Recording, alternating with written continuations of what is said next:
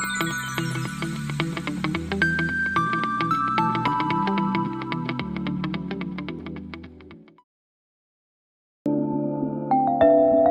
ಮತ್ತು ನಿಸರ್ಗದತ್ತ ಆಹಾರ ಪದ್ಧತಿ ಹಾಗೂ ಸಹಜ ಜೀವನ ಶೈಲಿಯಿಂದ ನಿಮ್ಮ ಆರೋಗ್ಯವನ್ನು ವೃದ್ಧಿಸಲು ನೀವು ಭೇಟಿ ಕೊಡಬಹುದಾದ ಕರ್ನಾಟಕದ ಅತ್ಯುತ್ತಮ ಪ್ರಕೃತಿ ಚಿಕಿತ್ಸಾ ಕೇಂದ್ರ ಸೌಖ್ಯವನ.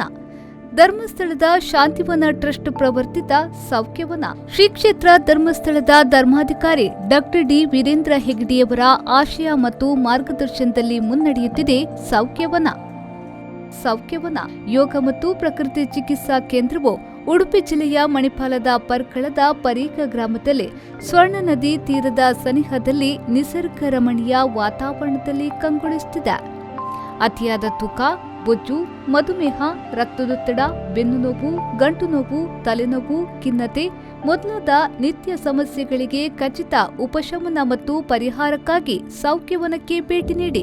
ಯೋಗ, ಧ್ಯಾನ, ಮಣ್ಣಿನ ಚಿಕಿತ್ಸೆ, ಮಸಾಜ್, ಜಲ ಚಿಕಿತ್ಸೆ, ಆಕ್ಯುಪಂಕ್ಚರ್, ಆಕ್ಯುಪ್ರೆಷರ್, ಆವರ್ತನ ಚಿಕಿತ್ಸೆ, ನಿಸರ್ಗದತ್ತ ಆಹಾರ ಶೈಲಿ, ನಡಿಗೆ ಮೊದಲಾದ ಉಪಕ್ರಮಗಳೊಂದಿಗೆ ಆರೋಗ್ಯ ವೃದ್ಧಿಸಿಕೊಳ್ಳಲು ಹಿತಕರವಾದ ತಾಣ ಸೌಖ್ಯವನ.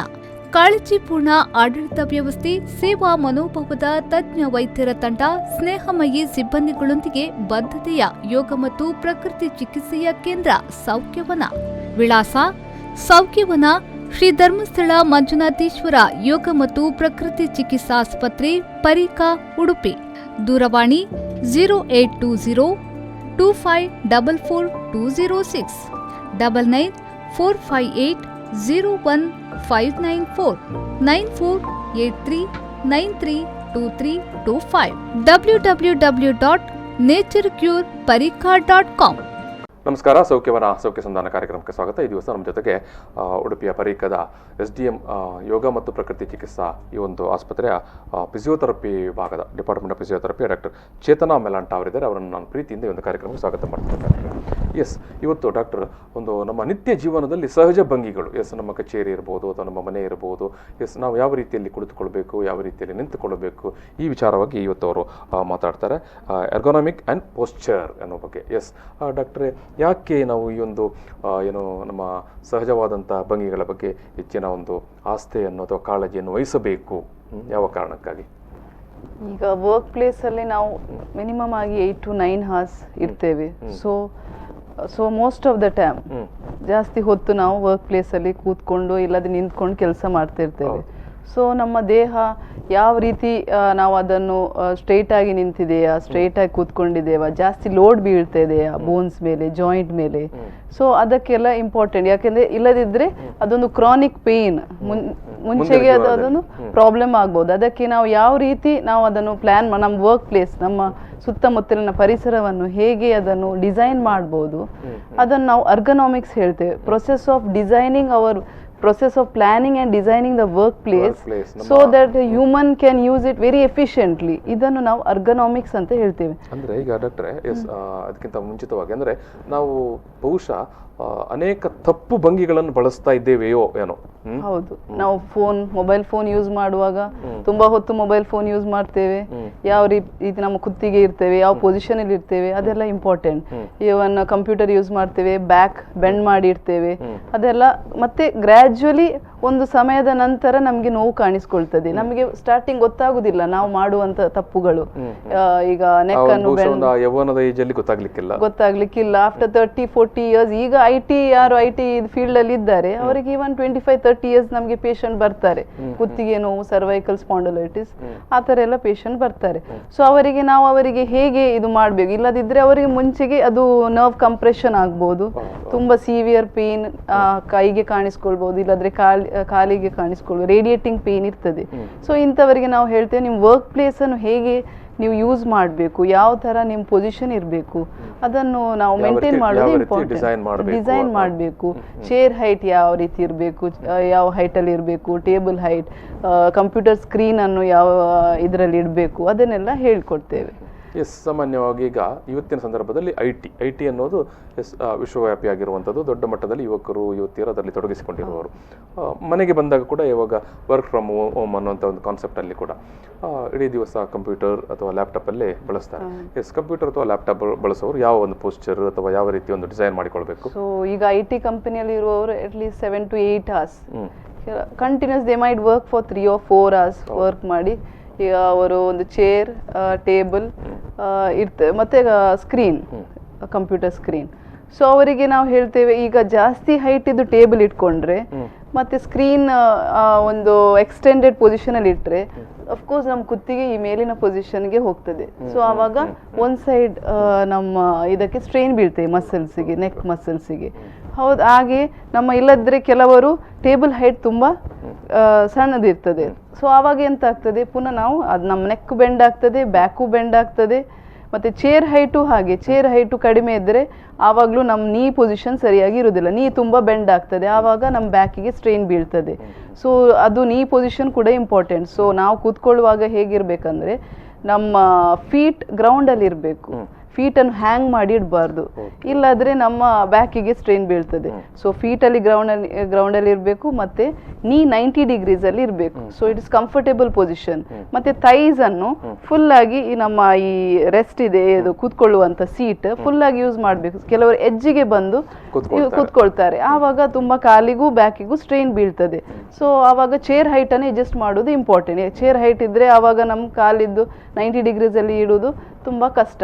ಸೊ ಅದನ್ನು ಚೇರ್ ಹೈಟ್ ಸರಿಯಾಗಿ, ಇಲ್ಲದ ಚೇರ್ ಹೈಟ್ ತುಂಬ ಜಾಸ್ತಿ ಇದ್ದರೆ ಒಂದು ಫೂಟ್ ಸ್ಟೂಲನ್ನು ಯೂಸ್ ಮಾಡಿ ನಮ್ಮ ಫೂಟನ್ನು ಆ ಸ್ಟೂಲ್ ಮೇಲೆ ಇಡ್ಬೋದು.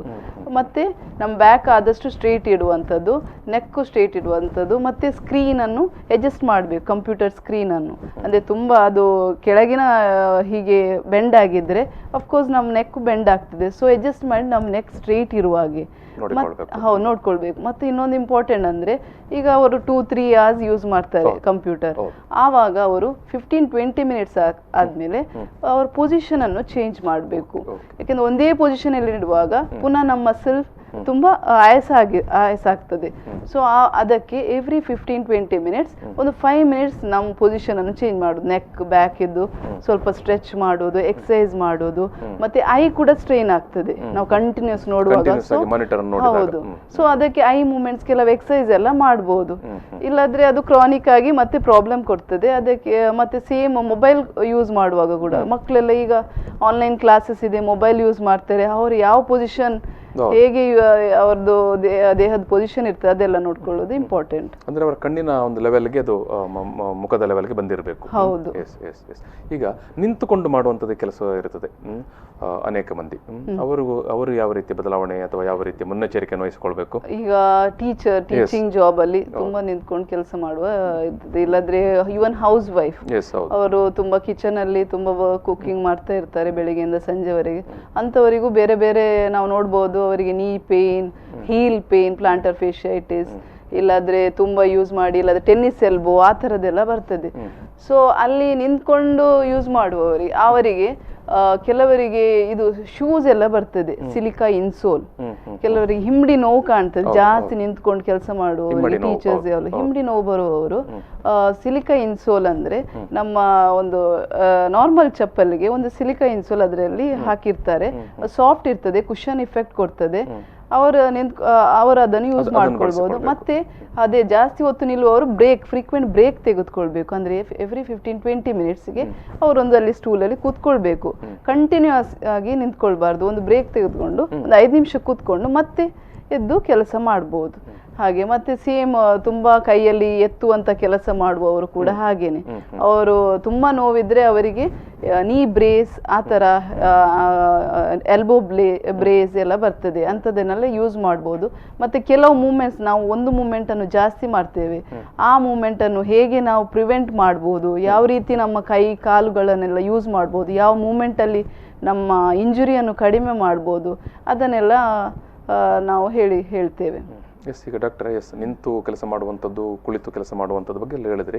ಎಸ್, ಪರ್ಟಿಕ್ಯುಲರ್ ಇಂಥದ್ದೇ ಪೋಸ್ಚರಲ್ಲಿ ನಿದ್ದೆ ಮಾಡಬೇಕಂತ ಉಂಟಾ?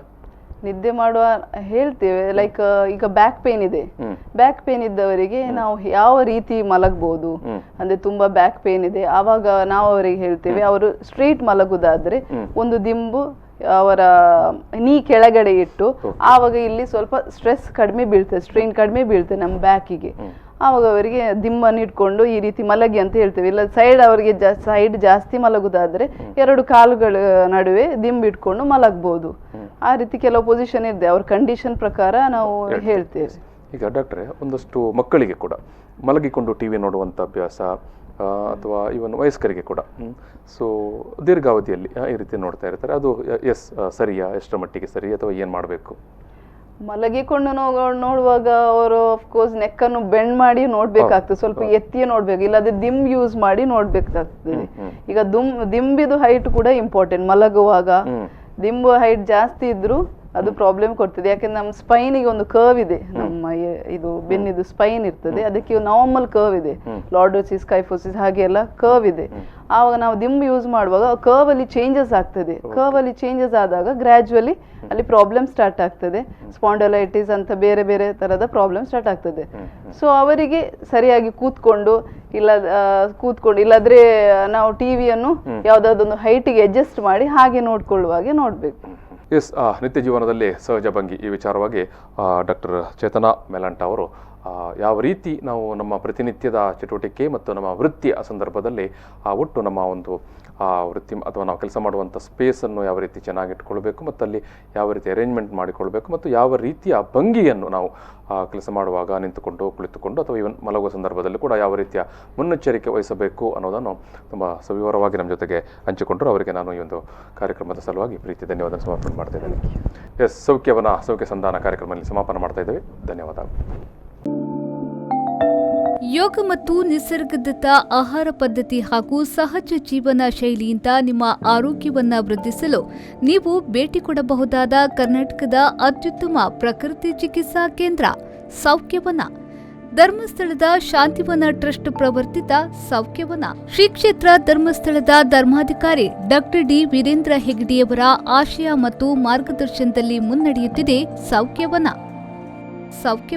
ಯೋಗ ಮತ್ತು ಪ್ರಕೃತಿ ಚಿಕಿತ್ಸಾ ಕೇಂದ್ರವು ಉಡುಪಿ ಜಿಲ್ಲೆಯ ಮಣಿಪಾಲದ ಪರ್ಕಳದ ಪರೀಕ ಗ್ರಾಮದಲ್ಲಿ ಸ್ವರ್ಣ ನದಿ ತೀರದ ಸನಿಹದಲ್ಲಿ ನಿಸರ್ಗ ರಮಣೀಯ ವಾತಾವರಣದಲ್ಲಿ ಕಂಗೊಳಿಸುತ್ತಿದೆ. ಅತಿಯಾದ ತೂಕ, ಬೊಜ್ಜು, ಮಧುಮೇಹ, ರಕ್ತದೊತ್ತಡ, ಬೆನ್ನು ನೋವು, ಗಂಟು ನೋವು, ತಲೆನೋವು, ಖಿನ್ನತೆ ಮೊದಲಾದ ನಿತ್ಯ ಸಮಸ್ಯೆಗಳಿಗೆ ಖಚಿತ ಉಪಶಮನ ಮತ್ತು ಪರಿಹಾರಕ್ಕಾಗಿ ಸೌಖ್ಯವನಕ್ಕೆ ಭೇಟಿ ನೀಡಿ. ಯೋಗ, ಧ್ಯಾನ, ಮಣ್ಣಿನ ಚಿಕಿತ್ಸೆ, ಮಸಾಜ್, ಜಲ ಚಿಕಿತ್ಸೆ, ಆಕ್ಯುಪಂಕ್ಚರ್, ಆಕ್ಯುಪ್ರೆಷರ್, ಆವರ್ತನ ಚಿಕಿತ್ಸೆ, ನಿಸರ್ಗದತ್ತ ಆಹಾರ ಶೈಲಿ, ನಡಿಗೆ ಮೊದಲಾದ ಉಪಕ್ರಮಗಳೊಂದಿಗೆ ಆರೋಗ್ಯ ವೃದ್ಧಿಸಿಕೊಳ್ಳಲು ಹಿತಕರವಾದ ತಾಣ ಸೌಖ್ಯವನ. ಕಾಳಜಿಪೂರ್ಣ ಆಡಳಿತ ವ್ಯವಸ್ಥೆ, ಸೇವಾ ಮನೋಭಾವದ ತಜ್ಞ ವೈದ್ಯರ ತಂಡ, ಸ್ನೇಹಮಯಿ ಸಿಬ್ಬಂದಿಗಳೊಂದಿಗೆ ಬದ್ಧತೆಯ ಯೋಗ ಮತ್ತು ಪ್ರಕೃತಿ ಚಿಕಿತ್ಸೆಯ ಕೇಂದ್ರ ಸೌಖ್ಯವನ. ವಿಳಾಸ: ಸೌಖ್ಯವನ, ಶ್ರೀ ಧರ್ಮಸ್ಥಳ ಮಂಜುನಾಥೇಶ್ವರ ಯೋಗ ಮತ್ತು ಪ್ರಕೃತಿ ಚಿಕಿತ್ಸಾ ಆಸ್ಪತ್ರೆ, ಪರೀಕ, ಉಡುಪಿ. ದೂರವಾಣಿ 0820 2544 206 99 458 01594 9483 932325 www.naturecureparika.com